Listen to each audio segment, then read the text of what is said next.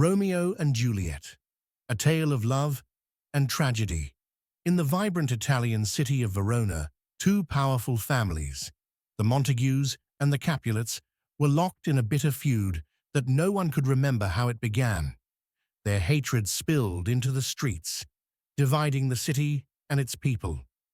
Amid this chaos, fate conspired to bring together two young hearts, destined to challenge the divide. Romeo Montague was a dreamer, a poetic soul who believed in love more than hate. One evening, while attending a masquerade ball at the Capulet mansion, in disguise, he caught sight of Juliet Capulet. She was a spirited and intelligent girl who dreamed of freedom beyond the constraints of her family's expectations. Their eyes met across the room, and in that instant, the world around them melted away. It was love at first sight. Unaware of each other's family identities, Romeo and Juliet shared a brief but magical conversation.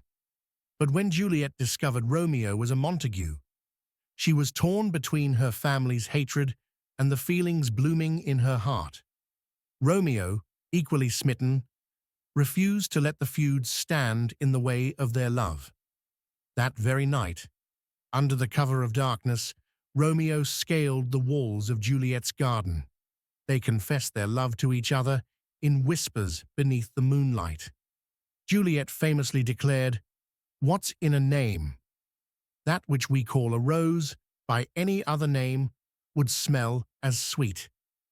They decided they would not let their families dictate their fate, and vowed to be together. The next day, with the help of Friar Lawrence, a kind priest who believed their union might end the feud, Romeo and Juliet were secretly married. But fate had other plans. Tybalt, Juliet's fiery cousin, challenged Romeo to a duel, enraged that a Montague had dared to crash the Capulet party. Romeo, now related to Tybalt by marriage, tried to avoid the fight, but his best friend, Mercutio, stepped in and was fatally wounded. Consumed by grief and anger, Romeo killed Tybalt in retaliation. Romeo's actions led to his banishment from Verona.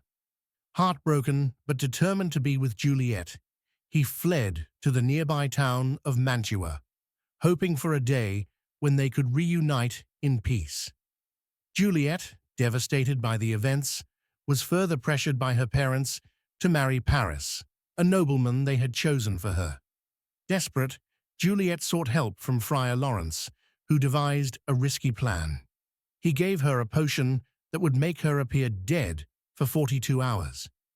During that time, Romeo would return, and they could escape together. Juliet drank the potion and fell into a death-like sleep. However, the message explaining the plan never reached Romeo. Instead, he heard the devastating news of Juliet's death. Heartbroken and believing she was truly gone, he rushed back to Verona. At her tomb, he found Juliet lying still and lifeless.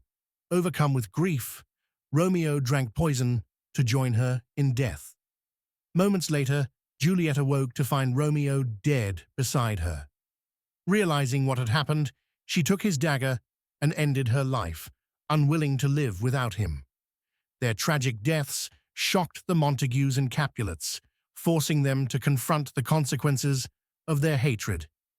In their grief, the families vowed to end their feud, but it was too late to save the young lovers who had paid the ultimate price.